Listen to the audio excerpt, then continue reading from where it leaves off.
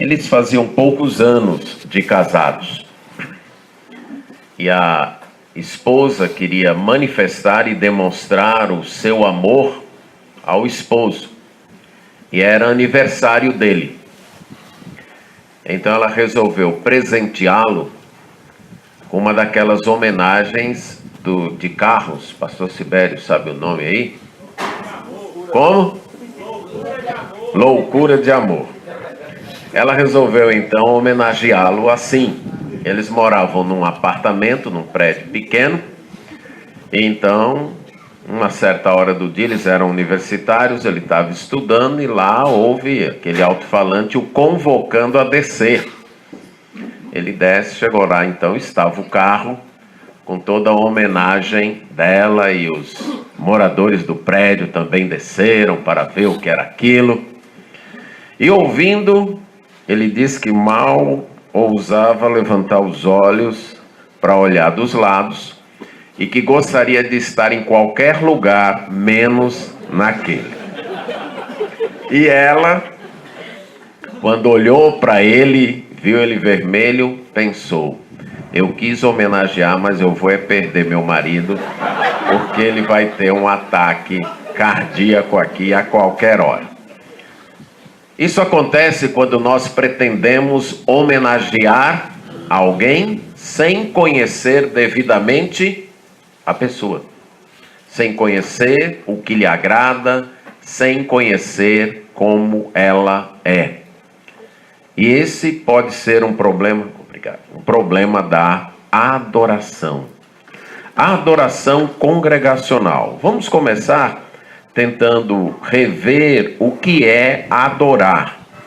Uma das maneiras que eu encontro de nós compreendermos alguns termos bíblicos que são utilizados muito, mas nem sempre nós paramos para refletir sobre eles, é observando o paralelismo deles nas escrituras. Uma das técnicas literárias dos autores bíblicos foi o paralelismo. Então, o paralelismo nos ajuda a entender, e isso acontece em vários textos. Um deles, quanto à adoração, aparece em vários textos, mas um deles é 1 Crônicas 16, 29.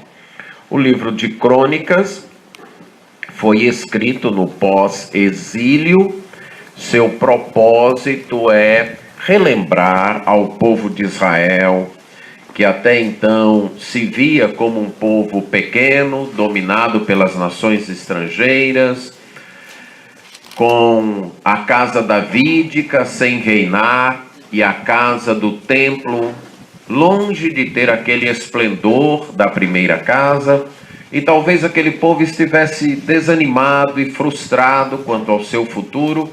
E o autor de Crônicas, então, escreve para lembrá-los do seu passado e mostrar que por causa do passado que eles tiveram, da missão que eles tiveram, eles podiam esperar um futuro glorioso. Para isso, deveriam ouvir e obedecer a palavra de Deus. Apesar de ser um livro que nós consideramos histórico, boa parte do livro é composta de discursos, de orações e de cânticos, onde o autor então pretende demonstrar isso, que o sucesso no futuro dependia para aquele povo de ouvir e obedecer a Deus. E aqui nesta parte, quando ele relembra o dia que Davi encarregou Asaf de louvar ao Senhor, no verso 29, nesse salmo então composto para a ocasião, diz assim: tributai ao Senhor a glória devida ao seu nome, trazei oferendas e entrai nos seus átrios, adorai o Senhor na beleza da sua santidade.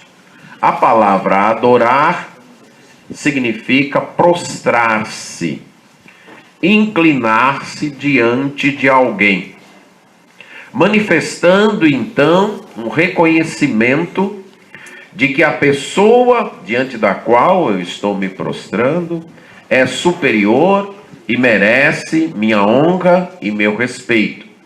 É um ato então de reverência e de temor. Esse ato, quando nós percebemos as expressões correlatas, quando aplicado a Deus, indica que é dar ou atribuir, aqui tributar, pagar o tributo, render a Deus a glória que lhe é devida, a glória compatível ao seu nome, a glória merecida por sua pessoa. Nós respeitamos e honramos várias pessoas, mas cada respeito e honra que nós prestamos a estas pessoas deve ser compatível à posição que aquela pessoa ocupa em nossa vida. O único que merece todo o respeito, toda a honra, toda a nossa devoção é Deus. Então, quando fala de tributar, de pagar ao Senhor esse tributo, é de dar a Ele o que de fato Ele merece, uma honra, um respeito, acima de todo e qualquer outro respeito que nós damos neste mundo. Podemos ilustrar com um jovem que tem os seus colegas e respeita os seus colegas, mas ele também respeita o seu pai. O vento não respeitou o violão, e é penoso isso aqui, viu? Acho que será melhor, ok, assim mesmo. Não seria bom também tomar alguma posição já quanto ao teclado, né?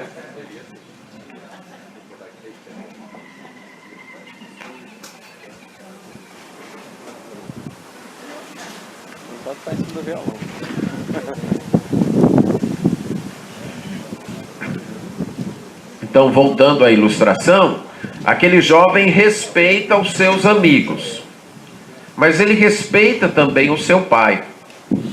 É claro que o respeito e a honra que ele deve ter para com seu pai deve ser maior e de um estilo diferente da que ele tem para os seus amigos. Porque se ele respeitar e honrar o seu pai da mesma forma, no mesmo estilo e no mesmo grau e intensidade que ele honra e respeita os seus amigos, de fato ele está desrespeitando o seu pai. Podemos ilustrar com amor. Uma mulher que talvez se queixe para o seu marido: você não me ama. E ele repete, ele diz para ela: meu amor, eu amo você como eu amo todas as outras mulheres. Aí ela pode dizer: de fato você não me ama. E não ama mesmo, porque por ser a esposa dele, ele deve amá-la de forma, em grau, em intensidade e em nível diferente do que ele ama todas as outras mulheres. Então é isso que quer dizer tributar a Deus a glória devida, a glória compatível à posição que Deus deve ocupar em nossa vida. Então adorar a Deus deve estar num nível supremamente mais alto do que qualquer outro respeito, devoção ou honra que prestamos a qualquer outra pessoa, coisa, entidade ou atividade. E isso é reforçado na outra expressão, aliás, na última expressão, tem a segunda antes: trazei oferendas e entrai nos seus atos. Trazei presentes a Deus, e o próprio Deus havia estabelecido os presentes que deveriam ser trazidos a ele. O livro de Levítico é um verdadeiro manual de adoração para o povo de Israel e demonstra como eles deveriam trazer os presentes, quais presentes, em quais ocasiões, e minuciosamente até é dado a forma como esses presentes deveriam ser oferecidos. E a última frase é: adorai o Senhor na beleza da sua santidade. Então adorem a Deus na beleza. A palavra beleza, em outros contextos, quando até atribuído aos sacerdotes, foi traduzido como roupa, como traje. E a ideia aqui é da glória manifesta, da beleza manifesta. O contexto é o contexto da realeza, do monarca. E nós perdemos muito dessa compreensão nas Escrituras porque não vivemos numa monarquia, mas a ideia é de um monarca absoluto, de um monarca que concentra os três poderes, o legislativo, o executivo e o judiciário, e que os seus súditos então se apresentam diante deste monarca para prestar a devida honra, o devido reconhecimento, levar os devidos tributos, e ao adentrarem então a presença do monarca, poderem perceber em toda a corte. E aí você pode lembrar da rainha de Sabá visitando Salomão e verificando o modo como seus empregados se vestiam, o modo como a mesa era servida, o fato de todas as louças serem de ouro. Pronto, aquilo era a beleza da realeza de Salomão. E essa é a ideia. Agora, a beleza de Deus é santa. E santa não apenas no sentido moral, mas no sentido de que se distingue de toda e qualquer beleza. É uma beleza supremamente superior. A ideia de santidade, prioritariamente, fala de uma distinção, de uma separação. Então, quando diz que Deus é santo, é que Ele está acima de tudo. E a ideia moral advém dessa, já que em ser, em sua essência, ele está acima, ele é distinto, diferente de tudo, então moralmente também, ele tem essa moral. Então, adorar a Deus na beleza da santidade é adorar a Deus como único, como inigualável, como incomparável. A adoração atribuída a Deus deve ser distinta de qualquer outra homenagem, de qualquer outro meio. Ela deve estar em nível, em intensidade, em modo, em estilo, acima de qualquer outro, porque é isso que de fato é Deus, alguém acima, distinto de tudo. Essa atitude demonstra submissão. Reconhecemos o seu senhorio, reconhecemos o seu domínio, reconhecemos que ele é o monarca absoluto, o soberano Senhor. E ela se manifesta em gratidão e petição. O contexto, a palavra adorar aparece algumas vezes em contexto de gratidão, quando alguém vai agradecer, mas também em contextos de petição. Podemos ilustrar quando Jesus estava na terra, que algumas pessoas vinham adorá-lo para pedir. Cura o meu filho. Alguém se prostrava adorando e pedia, cura o meu filho, ou cura-me desta doença. E como é então que a petição homenageia? Porque uma petição com fé reconhece o domínio, reconhece o poder, reconhece a graça de quem a pessoa está pedindo, né? Ao pedir, nós adoramos. Essa petição com fé. O salmista Asaf vai dizer isso, né, no Salmo 50, que a gente clama a Deus e dessa forma nós o glorificamos, nós o adoramos. Mas também a palavra foi usada em contextos daquela adoração de comunhão, o participar do culto público. Então, em João fala das pessoas que foram ao templo para adorar. Em Atos fala do eunuco que veio a Jerusalém para adorar. Aí o contexto da adoração, da homenagem pública, é como uma ocasião em que os súditos se reuniam para, em conjunto e publicamente, adorar a Deus. Então, reconhecer quem Deus é, o que Ele tem feito e assim adorá-lo. O livro de Apocalipse é um livro que enaltece essa adoração. Um dos textos já foi lido aqui, que foi o do capítulo 5, mas quando você passa pelos textos de Apocalipse que fala da adoração, você percebe isso de modo muito claro. No capítulo 4, os versos 8 até 11, fala dos 4 seres viventes, que de dia e de noite, sem descanso, lá no trono celestial, lá no templo que serviu de modelo para o templo terrestre, naquele templo, eles então incessantemente proclamam: Santo, Santo, Santo. A ideia é santíssimo, supremamente santo. A repetição tríplice repete um modelo do Antigo Testamento, lá de Isaías, e isso, na linguagem que foi escrito no Antigo Testamento, era a forma de referir-se aos superlativos. Então, ao invés de falar santíssimo, repetia-se. Ou o que é supremo, então repetia-se, como nós temos o título do livro de Cantares, Cântico dos Cânticos. Isso é o supremo cântico. Então a ideia aqui é do aquele que é supremamente santo, aquele que é santo acima de todos. É o Senhor Deus, o Todo-Poderoso, o que domina, o que manda, o que era, que é e que há de vir. Então eles elogiam a Deus, homenageiam a Deus, repetindo. Agora é interessante, nós temos a ideia da repetição como algo chato, né? Ficar repetindo. Mas aqui eles incessantemente estão dizendo, mas não é chato porque eles reconhecem. E a ideia é que por mais que a gente repita e fale isso, a gente ainda deve falar. Porque é isso que Deus é. Ele é esse Deus supremo.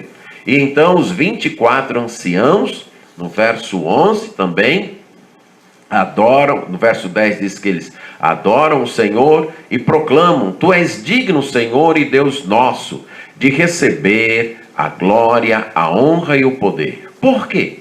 Porque todas as coisas tu criaste, sim, por tua causa vieram a existir e foram criadas. O Senhor é digno de receber pelo que Ele é e pelo que Ele tem feito. No caso aqui, a criação. Por ser o Criador, por ter criado tudo, Ele já merece a nossa adoração. No capítulo 5, nós temos o Cordeiro sendo adorado. E sendo adorado pelo que Ele fez. E aqui a obra da redenção. Tu és digno de tomar o livro, de abrir os selos. Por quê? Porque foi morto e com o teu sangue comprastes, resgatastes para Deus pessoas que procedem de toda tribo, língua, povo e nação, e os constituísse então um reino e sacerdotes, e vão reinar sobre a terra. E no verso 12, essa multidão de milhões e de milhares, digno é o Cordeiro que foi morto de receber o poder, a riqueza, a sabedoria, a força e honra e louvor. E no verso 13, então, agora, a homenagem é àquele que está assentado no trono e também ao Cordeiro. Então estão elogiando, homenageando pelo que é e pelo que faz. O capítulo 7, nos versos 9 a 12, novamente nós temos essa adoração congregacional perfeita, porque está sendo executada lá nos céus, por seres celestiais, anjos, e pelos seres já glorificados. E a mesma coisa, o que é elogiado, o que é homenageado? É o que Deus é e o que Ele faz. Ao nosso Deus que se assenta no trono, e ao Cordeiro pertence a salvação. Verso 12, o louvor e a glória, a sabedoria, as ações de graças, e a honra e o poder e a força sejam ao nosso Deus, pelos séculos dos séculos. E assim aparece no capítulo 11, no capítulo 15 e no capítulo 19. Deus é louvado pelo que Ele é, pelo que Ele tem feito na criação, na redenção e no juízo. Os últimos cânticos louvam a Deus porque Ele tem julgado a grande meretriz, Ele tem feito justiça. Então, algumas vezes nós nos preocupamos como é que nós poderemos nos alegrar no céu, adorar a Deus, sabendo que multidões estão condenadas e sofrendo. Nós teremos uma nova percepção de Deus, uma percepção mais aguçada, aperfeiçoada de Deus, e veremos aquilo como a justiça de Deus sendo feita. A justiça de Deus foi executada, a justiça de Deus foi feita, e isso de fato vai nos alegrar e nos levar a honrar e adorar a Deus. No livro dos Salmos, várias vezes menciona o que Deus fez particularmente com alguém e ele testemunha publicamente. E naquela linguagem ele também expressa os seus sentimentos, como ele se sentia, muitas vezes distante, muitas vezes para baixo, muitas vezes deprimido, usando a palavra deprimido não no sentido que nós costumeiramente usamos hoje, mas desanimado. E Deus então agiu e o retirou daquela situação e atuou na vida dele, e ele testemunha isso, e desta maneira ele também glorifica a Deus. Nesse sentido, só Deus deve ser adorado. Foi isso que Jesus repetiu a Satanás, quando Satanás pediu: olha, eu vou te dar tudo isso se você prostrado me adorar. E Jesus repetiu: olha, está escrito, ao Senhor teu Deus adorarás e só a Ele darás culto. E isso é enfatizado pelo apóstolo Pedro ali, quando chega diante de Cornélio, e Cornélio então vai se ajoelhar diante dele, e especialmente também no livro de Apocalipse. E João, por 2 vezes, o apóstolo João, se sente tentado e vai se inclinar diante do anjo. E o anjo diz o quê? Levanta, eu sou conservo teu, eu também sou criatura, adora a Deus. E no contexto de Apocalipse, essa mensagem era bem especial para os primeiros leitores, porque eles estavam sendo seduzidos e perseguidos, e perseguidos por não adorar os deuses pagãos, e especialmente o imperador. Em alguns contextos, as pessoas precisavam, em algumas cidades daquela, uma vez por ano, ir ao templo ou ao altar em que o imperador era homenageado e oferecer uma libação, manifestando sua lealdade ao imperador romano. Quem não fizesse isso poderia perder os seus direitos. E alguns cristãos estavam sendo seduzidos, uma vez por ano, rapidamente, a gente não faz de coração, a gente vai lá e oferece nossa libação, depois pede perdão e volta. E aqueles que não cediam à sedução estavam sendo perseguidos. E no contexto de Apocalipse, então, essa manifestação de João e ele retratar isso, enfatiza para os seus leitores: só Deus deve ser adorado. Só Ele deve ser adorado. Agora, Ele deve ser adorado da forma estabelecida.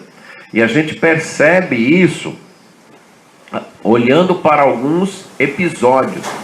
Por exemplo, Deus rejeita a adoração que não é da forma estabelecida. A gente começa com Caim e Abel. Então o texto lá de Gênesis 4 diz que ambos trazem uma oferta a Deus. Mas que Deus olha, que Deus aceita a oferta de Abel, e literalmente Deus não olhou, Deus não atentou, Deus não se importou com a oferta de Caim. E Caim ficou o quê? Irado, com raiva. E isso demonstra claramente que Caim não estava adorando a Deus, estava adorando a si mesmo. O oferecimento a Deus era para agradar primariamente a ele. Tanto é que quando o presente não foi aceito, ele ficou com raiva. E aí vem a misericórdia de Deus, que mesmo Caim com raiva, Deus vai atrás de Caim. Nosso Deus é humilde, e por isso que nós devemos ser humildes. Porque um Deus que vai atrás de Caim e diz: por que você está com raiva, né? Se você fizer bem, é certo que será aceito. Faça a sua adoração do modo devido, do modo correto, e eu vou aceitar. Agora, se você não fizer bem, o pecado está aí. Está como um animal à espreita. A rejeição da adoração do modo correto dá lugar ao pecado. E foi triste para Caim, que por recusar arrogantemente se curvar diante de Deus, do modo estabelecido e aceito por Deus, Ele permitiu que a inveja e o assassinato entrassem em seu coração. E arrogantemente se afastou de Deus. A ira muitas vezes, a raiva, a inveja, o ódio no nosso coração podem ser reflexos de que não estamos adorando a Deus do modo devido, do modo correto. Reconhecendo esse Deus como soberano, como monarca absoluto e que nós devemos seguir. Segundo episódio que ilustra esta verdade de que Deus rejeita a adoração não conforme as normas estabelecidas por ele, é um episódio também muito conhecido de Nadab e Abiú. É interessante ler o livro de Levítico até certa parte, especialmente até aí, e Moisés fez conforme o Senhor havia dito. E o povo fez como o Senhor havia dito. Isso é repetido várias vezes. 7, 38, 8, 4, 5, 9, 13, 17, 21, 29, 34, 35, 36, 9, 6, 7, 10 e 21. É sempre repetido que eles fizeram conforme o Senhor havia ordenado. Assim que eles fizeram. E aí vem Nadab e Abiú, no capítulo 10, versos 1 a 3, e diz que eles fizeram algo que o Senhor não havia ordenado. Naquele contexto ali, irmãos, em que o modo de adorar foi estabelecido em minúcias, o tabernáculo foi dada a metragem, os móveis, tem que ter tantos metros, a medida é tanto, tem que ser assim, tem que ser assado. Então Deus estava deixando claro, se eu estou dizendo que é para ser assim, não faça 1 centímetro a mais, porque se eu estou dando a medida, é porque é para ser desse jeito. E enquanto o povo fez isso, tudo caminhou bem. Mas aqui, eles trouxeram fogo, diz no capítulo 10, 21, que o Senhor não lhe ordenara. E Moisés, ao colocar o que o Senhor não lhe ordenara, ele está, penso eu, fazendo um contraste com todas as vezes antes, em que eles fizeram exatamente como o Senhor ordenara. E aí, eles morreram, e quando Deus fala, Deus diz: mostrarei a minha santidade naqueles que se cheguem a mim, e serei glorificado diante de todo o povo. Aqueles que se apresentam a mim para me adorar devem refletir a minha santidade. Devem perceber e manifestar que eu sou diferente, que eu não sou qualquer um, que eu estou acima de todos, que eu sou um monarca absoluto. E é desta forma que eu serei glorificado. Outro detalhe que eu quero destacar é que no 9:24 houve fogo também. Quando eles fazem a inauguração, há fogo. Mas naquele fogo que veio de Deus, o povo se alegrou, o povo exultou. Foi a manifestação de que Deus havia aceito todo aquele empreendimento. Aqui, o fogo matou, o fogo causou tristeza. Um terceiro episódio, também muito conhecido, é de Davi e o levar a arca. E aqui fica claro que boa intenção e entusiasmo não são suficientes.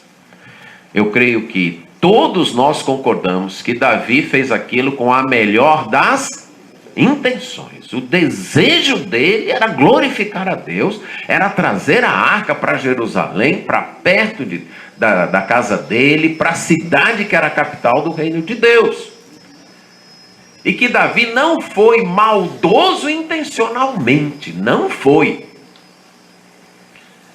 Davi foi descuidado, desconhecedor, ignorante quanto ao modo como se devia carregar a arca. E houve aquela tragédia. O povo todo entusiasmado, cantando, participando, e há a tragédia.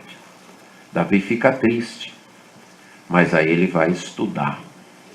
Ele volta para a lei. Como é que eu vou trazer a arca do Senhor para mim? Como é que eu posso fazer isso? Ele volta então para as instruções de Deus. E nas instruções havia dito que a arca não era para ser colocada num carro de bois, por mais novo que fosse esse carro de bois, por mais bonito que fosse esse carro de bois, por melhor que fossem os bois. A arca deveria ser levada pelos sacerdotes. Aí Davi entende. Isso aconteceu porque eu não fiz do jeito que Deus estabeleceu, do jeito que Deus mandou. Quando a gente lê isso, a gente acha até, rapaz, Davi, cheio das boas intenções. O carro de bois era novo. E talvez, moralmente, esses sacerdotes nem fossem tão santos assim. Não importa. Foi o jeito que Deus mandou. Agora também, Deus rejeita a adoração que externamente segue as normas estabelecidas, mas que o coração não acompanha a obediência. E essa é a mensagem forte dos profetas. Por exemplo, ao Reino do Norte, o profeta Amós, no capítulo 5, versos 21 a 24, claramente diz isso.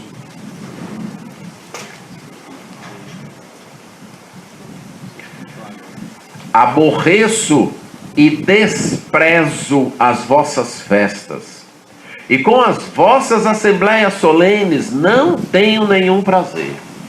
E ainda que me ofereçais holocaustos e vossa oferta de manjar, e vossas ofertas de manjares, não me agradarei deles, nem atentarei para as ofertas pacíficas de vossos animais cevados.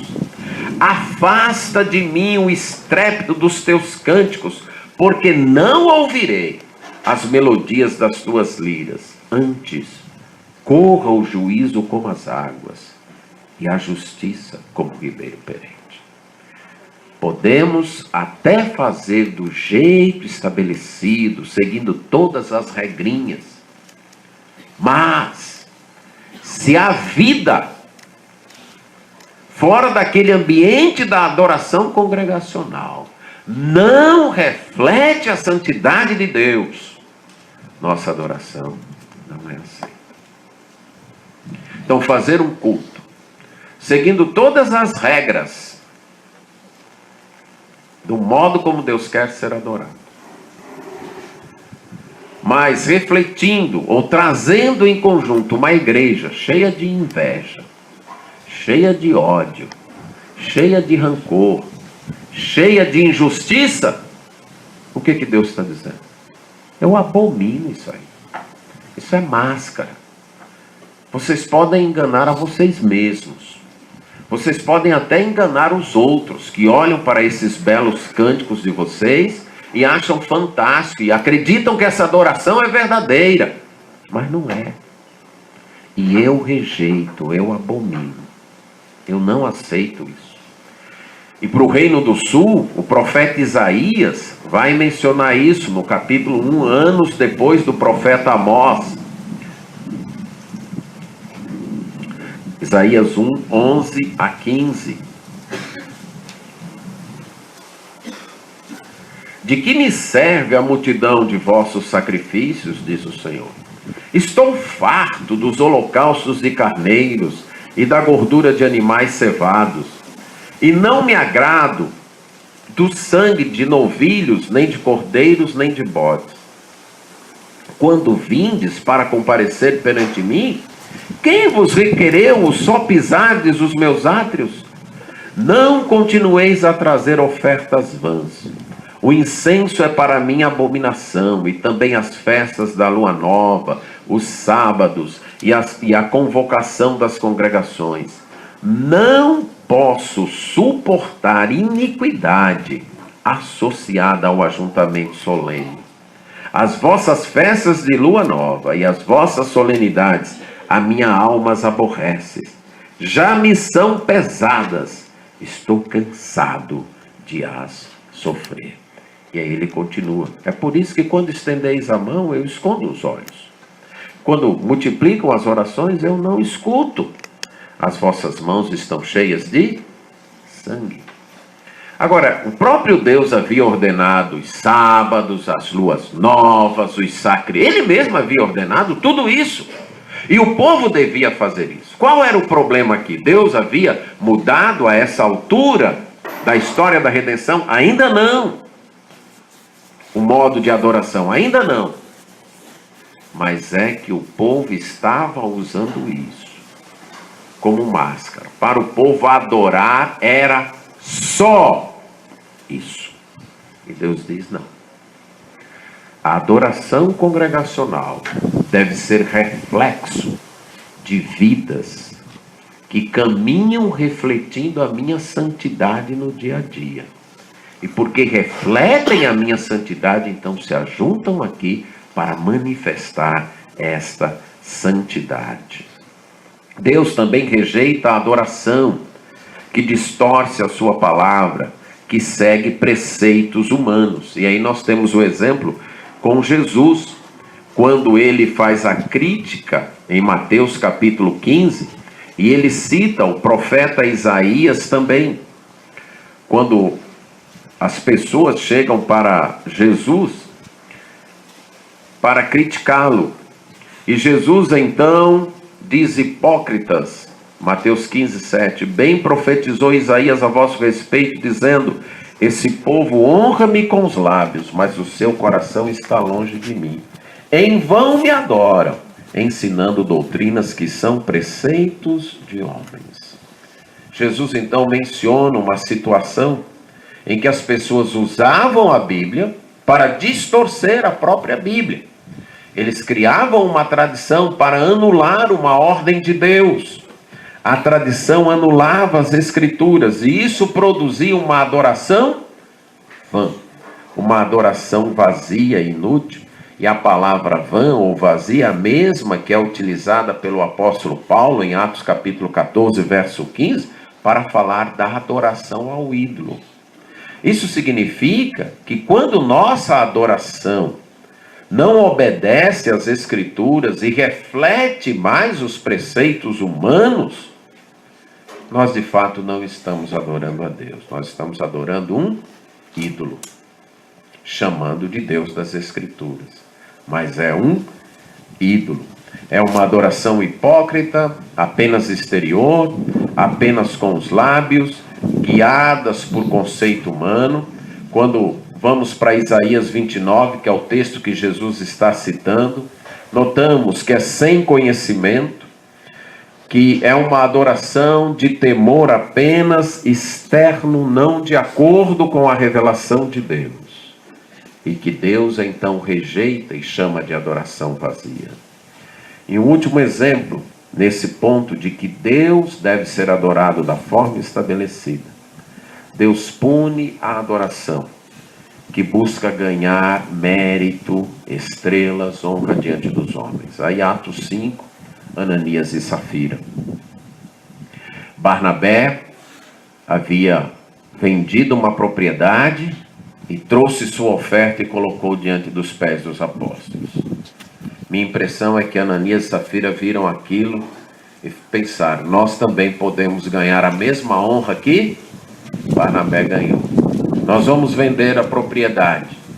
Não vamos dar tudo, mas vamos dizer que demos tudo. Porque nós queremos, de fato, não honrar a Deus, não ajudar a igreja, mas ganhar um nome, ganhar uma honra. E foi terrível. Os dois morreram. É quase como um paralelo com Nadab e Abiú. Ali no início da adoração, da velha aliança e no início da igreja. E Deus deixa claro. Isso é muito forte para nós que pregamos, para nós que cantamos, para nós que dirigimos. Estamos fazendo para quem? Para quem? Será que queremos ganhar estrelas, ganhar medalhas, ganhar honra, ganhar um nome? Se é, não é adoração a Deus. Não é. Estamos novamente adorando a nós mesmos. Agora, essa adoração no campo cristão era uma prática já da igreja, conforme Atos 2, 46 e 47. Logo no seu início, Lucas, então, num dos resumos que ele dá da vida da igreja, ele retrata isso, que a igreja, então, estava adorando, e a maneira como ela fazia isso, logo após a igreja iniciar, os primeiros convertidos, diz que diariamente eles perseveravam unânimes no templo. Era o costume, eles eram judeus, isso já foi abordado aqui, então nada mais normal para eles de continuarem adorando no lugar onde eles sempre adoravam. Era no templo, a gente continua adorando no templo. Unânimes diariamente no templo, mas partiam o pão, e eu vejo aqui uma linguagem técnica para falar da ceia, de casa em casa, tomavam suas alegrias em conjunto, tomavam suas refeições em conjunto, com muita alegria e simplicidade, louvando a Deus. Então nós temos aqui uma adoração simples, cheia de alegria, em conjunto, esse povo se alegrando. Agora, que ofertas nós devemos prestar a Deus? As ofertas da velha dispensação, da antiga aliança, não mais. Eram tipos, eram fotografias futuras da obra de Cristo. Mas o apóstolo Pedro vai nos dizer em 1 Pedro 2,5 que um novo templo está sendo construído. E esse templo é a igreja. Esse é o novo templo. Jesus Cristo é a pedra angular. E cada um de nós é uma pedra que está sendo edificada, a casa espiritual de Deus, para que ofereçamos sacrifícios espirituais. Então nós temos sacrifícios espirituais a oferecer. O Novo Testamento nos mostra alguns desses sacrifícios. Romanos 12:1. Rogo-vos, pois, irmãos, pelas misericórdias de Deus, que apresenteis o vosso corpo como sacrifício vivo, santo e agradável a Deus. Esse é o vosso culto racional. Então, o oferecimento do corpo aqui é o oferecimento da vida. Esse é um sacrifício. Nós oferecemos a nossa vida, o nosso corpo, o nosso cérebro, os nossos membros, para obedecer a Deus. Esse é o nosso culto. Esse é o modo de cultuar. Fazemos isso de diversas maneiras, mas também no momento congregacional. Então você pergunta, como é que eu estou oferecendo o meu corpo a Deus nesse momento? Nesse momento, através da atenção, sua mente trabalhando aí em tudo que está sendo dito e lido e verificando se é desse jeito mesmo, trazendo outras informações que você já tem, comparando, tomando decisões, não ficando desligado, mas analisando. Então, nesse momento, você está oferecendo o seu corpo a Deus desta forma. Aí somos chamados a cantar, como oferecemos agora o nosso corpo em sacrifício a Deus. Cantando, pensando no que estamos cantando, manifestando nossas emoções nesse cântico de alegria ou de tristeza, louvando a Deus. Mas também lembre-se que isso não é só congregacional. Durante toda a vida, cada coisa que nós fazemos, em cada esfera apropriada, em cada momento, nós devemos trazer o nosso corpo, seja numa quadra, seja dirigindo o carro, seja na conversa no lar, em cada momento e da forma